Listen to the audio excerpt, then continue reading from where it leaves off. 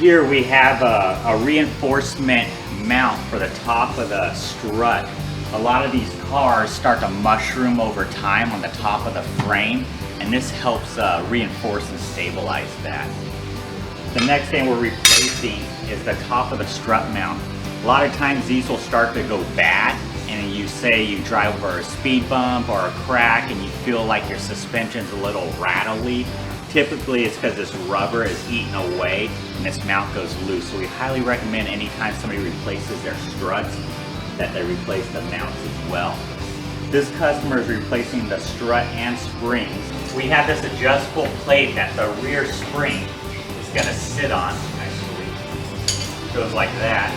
And we're going to be able to spin this. This is going to lower and raise the vehicle's height in the rear. So that's what we have for the back. Once again, as I said, we're going to be putting on the rear Bilstein Sports struts. And once again, I recommend replacing the rear mount. The upper strut mount, once again, the rubber wears out. You go over a bump, the back of the suspension feels a little loose. This is typically the reason.